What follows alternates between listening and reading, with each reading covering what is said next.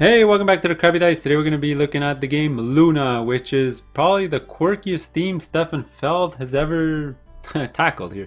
So the theme to this game is we're sort of trying to be the successor to the Moon Princess here, who's going to be going around the board, and it's just a Euro game, so we're going to try to get the most points possible, but there's some pretty awesome, cool mechanics going on here. Alright, so this is going to be the rules and setup video. Click on the link below for the playthrough and my review. Like usual, before we start, please like, subscribe, and comment on my YouTube channel. That would be fantastic. Let's get started. Alright, so before we start the setup here, there are two ways to play. There's the predetermined side here where you're going to play with all the islands on their numbered side, and the game will tell you where to start your pieces. Or if you're more interested, click on the link below. I'll show you how to set that up yourselves and where the players can sort of draft where they want their meeples to start. Alright, so for the predetermined side, what you're going to do is for all the islands, you're going to put them on the numbered side up. So you're going to see every island is going to have a number. So 7, 1, 2. And then you're going to put them in numerical order around the game board. So I have 1, 2, 3, 4, 5, 6, 7. Okay. Now you're going to populate all the islands according to your player color. So you're going to check next to the number. There's going to be either a shrine or a meeple of your color if it needs to go on that island. So for example, if I was playing red, I need 2 meeples here. 2 meeples there, 2 more meeples here. Over here I'm going to have my shrine, a little shrine piece, and over here as well I'm going to have 2 more meeples. Alright, when everyone's done that step, there's going to be exactly 2 islands where you don't have any presence every single time. So for red, it's going to be this one, and it's going to be this one. Alright, I'm going to start with one of each of these tokens in my supply. So I'm going to take one of each of these and put them in my supply, which I've already done. Alright. Let's look at the rest of the things in our player area here. We're going to have 4 meeples, the rest of our shrines. You're going to give each player a sort of reference card here. And this is the first player marker, which you'll give out randomly. Alright. The last few things to take care of on the islands are, if you're not playing 4 players, you're actually going to remove a token to equal the number of players. That's because, very important rule, you can never have more than one of the same token in your supply. So for example, if I already had a shrine token, I would not be able to take another one unless I used it.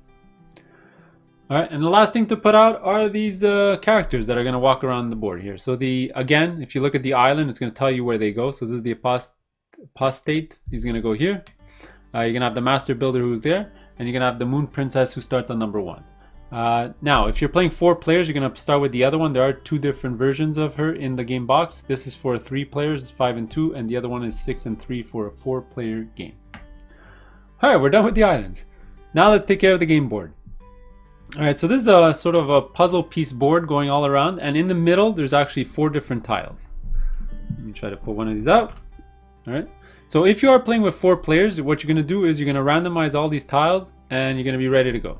But if you're playing less than 4 players, you're going to have to flip one of these over for each player below 4. Alright, so here I'm going to simulate a 3-player game. So I'm going to have to flip one of these over.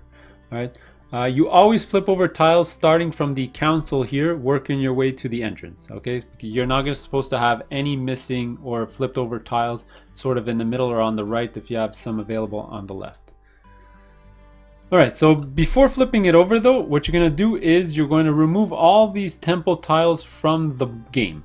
So these are temple tiles, alright, and they're all sort of color coded. So you're going to go through all of them and remove the 7 that you're not playing with per tile. So I've already done that and I put them back in the game box. There you go. Now we're going to set up our temple track here. Okay, so there's 2 different tokens on this track. There's guard tokens, which are these blue ones. And there's the temple tokens, which are the circular ones. Okay, the circle temple tokens represent the spaces on the game board, and the guard tiles sort of restrict us where we can actually get tokens, but I'll explain that to you in the rules. Alright, and the way these are laid out, as you can see, it's always guard token, then temple tokens equal to the number of players, then guard tokens equal to the number of players, and so on. So if I'm playing a 3-player game, it's going to be 1, 3, 1, 3, 1, 3. If you're playing 4, it's going to be 1, 4, 1, 4, 1, 4. Alright, and you keep going all the way around.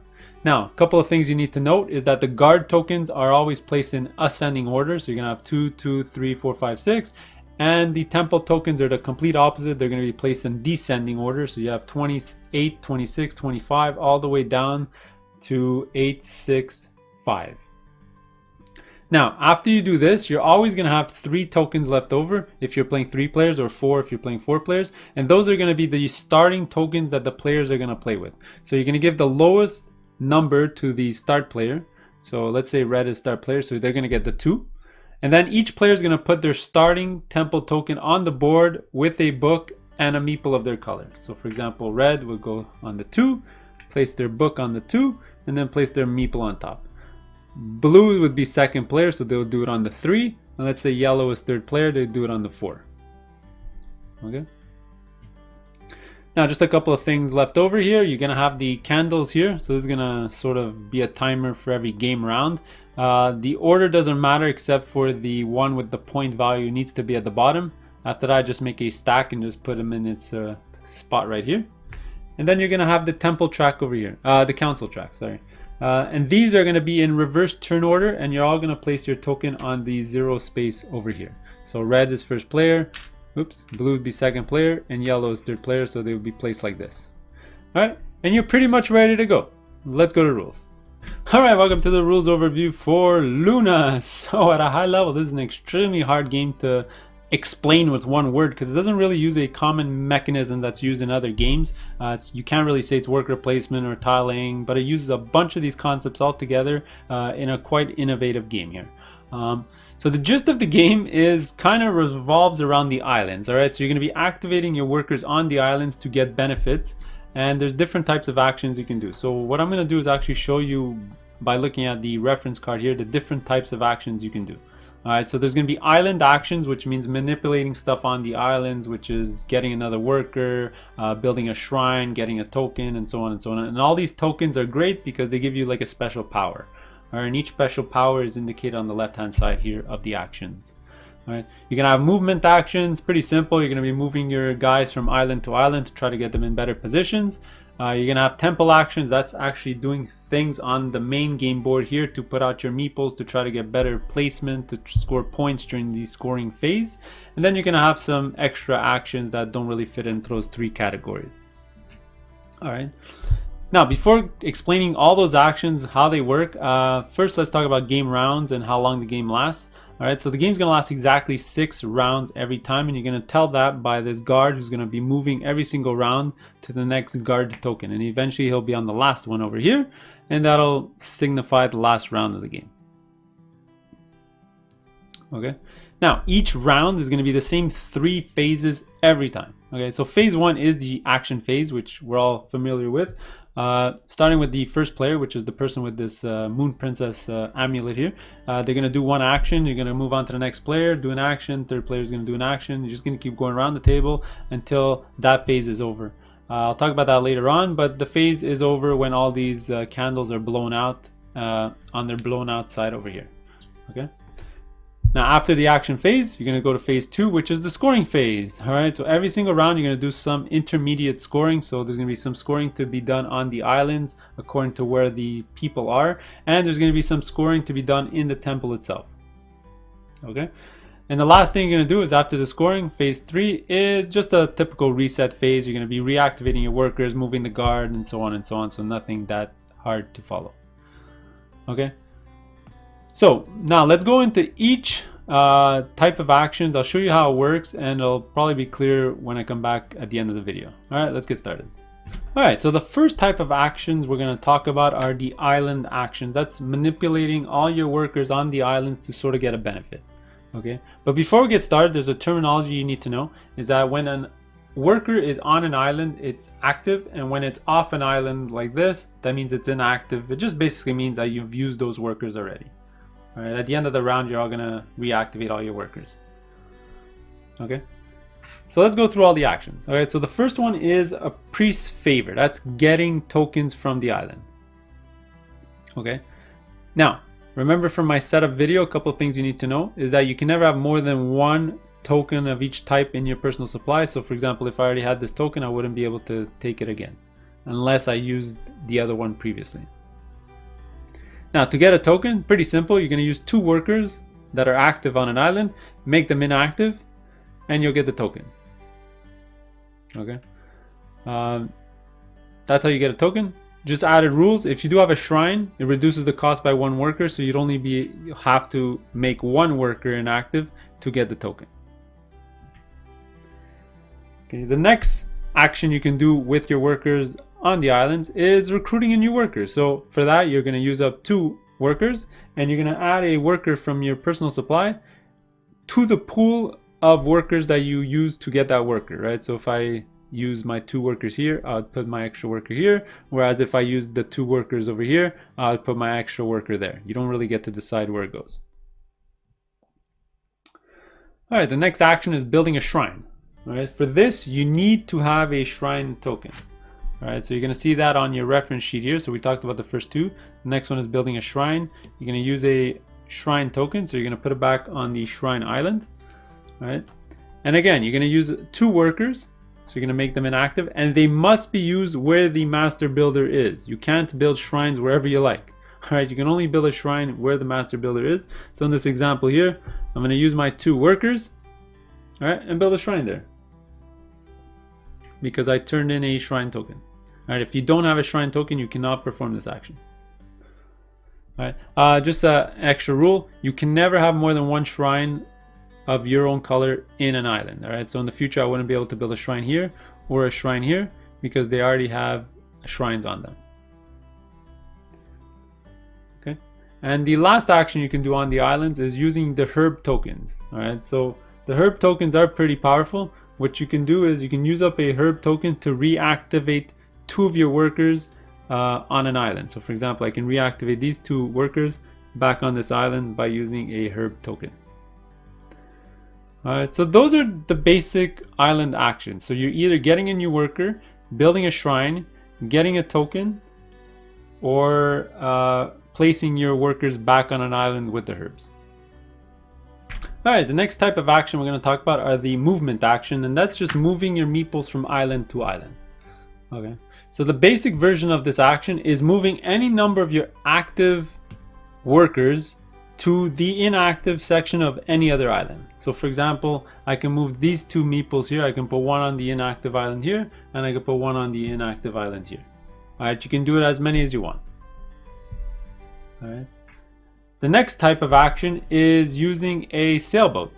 All right, so if you use up a sailboat token, you're able to move 1 or 2 of your active workers to another island on their active side. So for example, I can move these 2 meeples to this section over here, for example.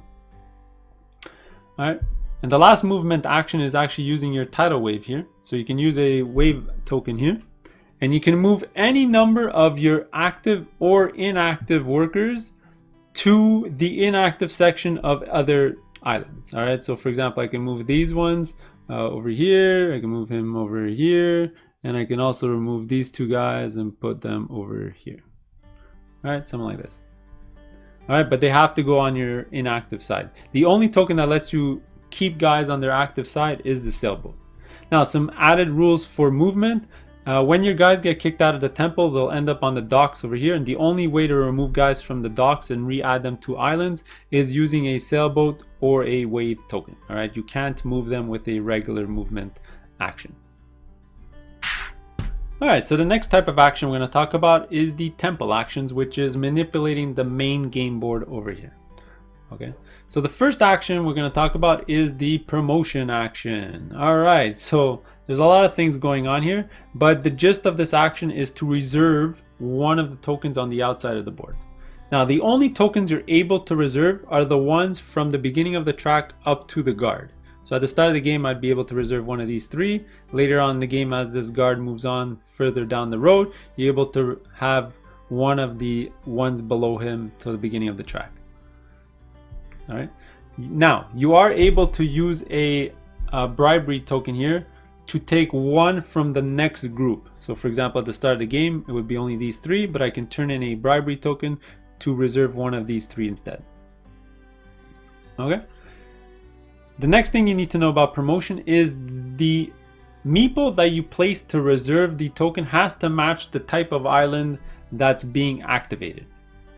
Okay, so for example, it costs 2 active workers to reserve a token. So for example, what you're going to do is you're going to use up both your workers, then you're going to use up one of these workers and place it on the token that you're activating, right? So it's like you're promoting this guy, right? And this is a tied island, so you're going to be able to place this meeple on a tied temple tile. All right, so for example, I'd be able to put it here, or if I turn in a bribery token, I'd actually be able to play it over here. Okay.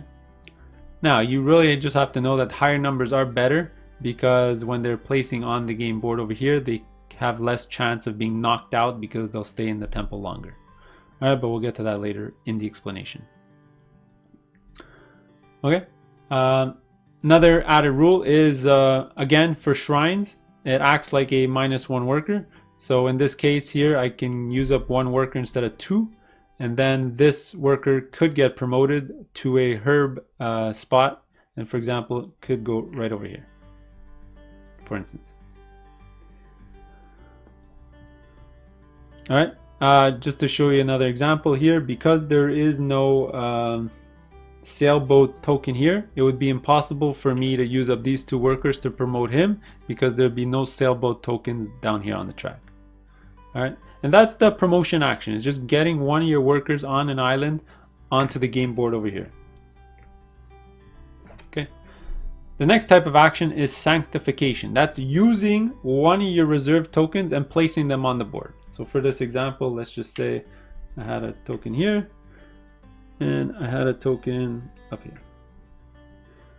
All right. So the first thing you need to know is you can only sanctify a worker that's, again, below the guard. If you want to sanctify one that's ahead of the guard, for example, if you use a bribery token to put a token ahead, you're going to have to use another bribery token to put that one on the game board. All right, so I would need a bribery token to place this one on the game board. All right, but let's just say it's the second round of the game. I'd be able to place this one on the game board because now it's below the guard. All right.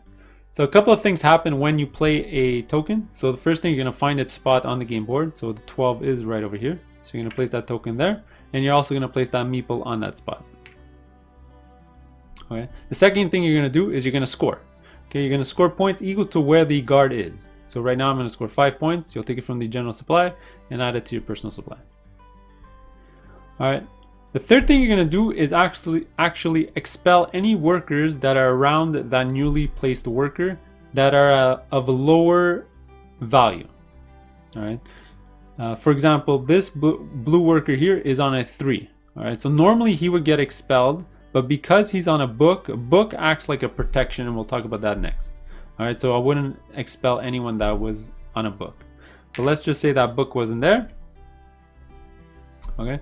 Let me say I place that worker. I would expel all the lower values around me. 3 is lower than 12. I would expel this worker, and all expelled workers go to the dock over here, where that player can get to them in the following turn to add them back to an island. All right. Now, very important, don't forget, you score 1 extra point for each worker that you've expelled. All right, so by expelling 1 worker, I would score 1 extra point. So in total, I would gain 6 points. 5 for this and 1 for expelling the blue worker. Okay, so that's how you get guys onto the game board. So first you need to use an action to reserve a tile, and then you have to use an action to place them on the game board. Okay, the next action we're going to talk about is moving the book along. So this is like a shield. All right, so for that you're going to have to use a book token. Put it back into the general supply there, and for this action, you get to move any book on the game board to any other spot. Okay, it doesn't have to be yours, it could be an opponent. So for example, if I activated that book action, I can steal the yellow's book over here and place it on one of my workers like that. All right, now no worker can have multiple books below it. Obviously, each worker in the temple only really wants 1 book. But again, you're flexible to move however you like. All right, and the last type of action dealing with the temple here is moving your meeple here or disc on the council chamber. This is called the Council of Priests. Okay, for this, pretty simple. For each active worker that you use, you get to move your token up once. All right, so for example, if I used up 2 tokens here or 2 meeples, I'll get to move my token up twice. 1, 2. All right. This whole track, very important. It's a tiebreaker for almost everything in the game. So whenever there's a tie, you're going to look at the track and it's going to break the tie. All right, there's going to be ties in scoring. There's going to be different ties that can happen during the game. All right. It also is going to score you extra points at the end of the game. The farther up you go, we'll talk about that later in the scoring section. All right, just some added rules for moving up this track. If another player were to move on top, the disc would stay on top. So for example, if yellow would move twice, they would put their disc on top of red, and the order is always the one on top tie breaks against the one at the bottom. So yellow will be first, then it'll be red, then it'll be yellow in a tiebreaker situation. All right, and those are all the temple actions. All right, and finally we get to the other actions. So this is going to be quick. So the first other action you can do is for every active worker that you use. For example, if I use 2, you can move the apostate here 1 island clockwise. So let's say I use 2, you move 2. And the reason you want to move the apostate, I'll talk about that during the scoring, but at the end of the round, for all the meeples and shrines in its general area, you'll end up losing points. All right. The next action is using the novice tokens. All right, so this is the only token that I've yet to talk about during the game. And essentially this token replaces any active worker. All right, so any action you wanted to do in the game, you can use up one of these tokens to represent a worker that you're activating off an island. Now, the only time you're not able to use this is if it's the only worker that you're using to activate that action. So for example, in this example here, I would not be able to use just this worker and the shrine to pick up a herb token because it would be the only active worker that I'm using. Okay. Another example is I wouldn't be able to use this worker and this shrine to reserve one of the temple tiles because I need to sort of promote a real worker and not just a token. All right, that's what these tokens are for. All right, and the last action is passing. All right, pretty simple. What you're gonna do is you're gonna sort of meditate, which is almost like a pass, and you're gonna take the first token here and flip it over to its blown out side. All right. I'm going to talk about this during the end of round thing, but when all 4 of these are blown out, you're going to go to the scoring phase. Just as a general note, whoever blows out the last candle here is going to score 1 point from the general supply. Alright, so when all the candles are blown out, you're going to go to a scoring phase. Alright, so whether you finished all your worker actions or not, too bad, you're going to go straight to scoring. Okay, and scoring phase counts 3 steps. The first step, pretty simple. Every single person who has a worker in the temple is going to score 1 point for each of those workers. So in this example here, red would score 2, blue would score 1, and yellow would score 1. Second thing you're going to score is wherever the moon princess is, so where this token is, you're going to see whoever has the most active workers and shrines on that island.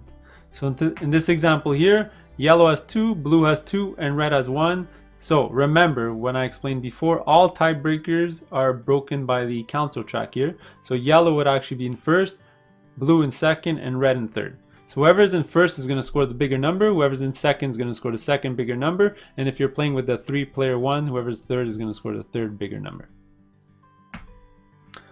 Okay. And the third thing you're going to score is where the apostate is. Okay. So how this works is whoever has workers on that island, whether they're active or inactive, is going to lose that amount of points plus 1. So in this example, let's say the apostate was here. Only yellow would lose points, and they would lose 3 points because they have 2 workers plus 1. All right. So it's the same whether it be active or inactive workers. So they would still lose 3 points in this situation or 3 points in this situation. If it was like this, each player would lose 3 points. And let's just say it was like this. Red will lose 2, blue and yellow will lose 3 points each. That's why there is an action to move the apostate from island to island in the others section. And finally, after scoring, you're going to sort of do like a reset phase, which you normally do in most Euro games. So you're going to follow these particular steps. First, you're going to reactivate all the workers that are on all the islands. All right, so just move the workers back onto the island. Second, you're going to move the characters on the game board. So the Moon Princess is going to move according to her larger printed numbers. So she's going to move 5. 1, 2, 3, 4, 5. So she'll be here next round. And the Master Builder is going to move 4. 1, 2, 3, 4. Now the Apostate works a bit differently. He doesn't have a printed value, so he always moves on to the next available island that has a worker available. So in almost every case, it'll just be the next island, but just, you know, if it ever happens that there's no workers on this island, for example, if these workers were not here, he'd actually skip this island and go on to the next one. Like that. Okay. Now the next thing you need to do is just move the guard figure to the next guard spot.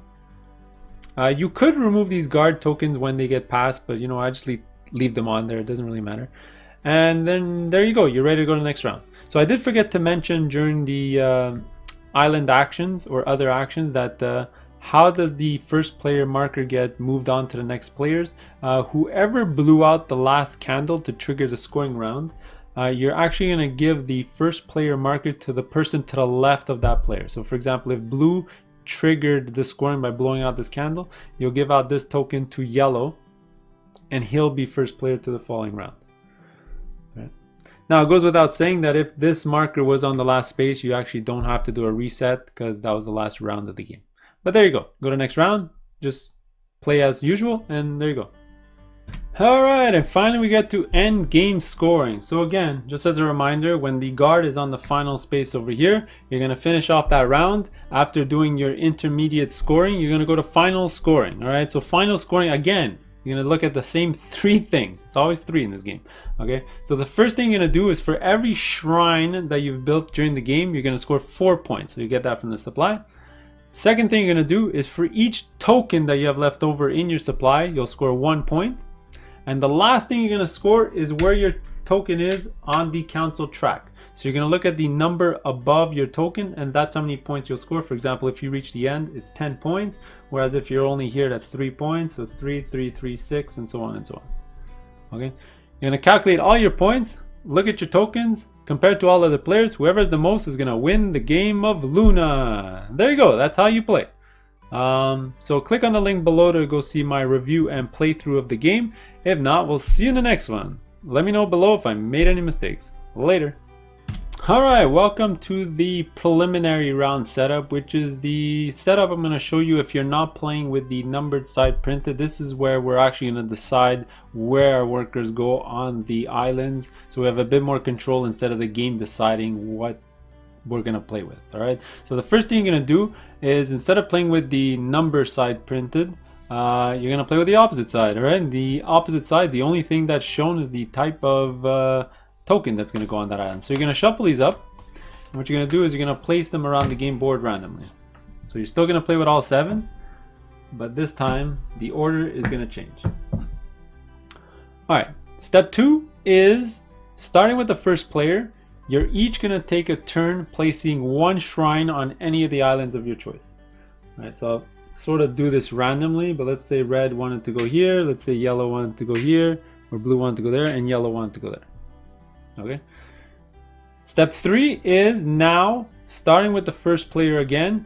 They're each going to put 4 sets of 2 meeple on other islands than their shrine. Okay, so you're going to each put out 8 meeples, all right, in groups of 2 on any island of their choice. So let's say red can go here, go here, go here, and let's say goes over here.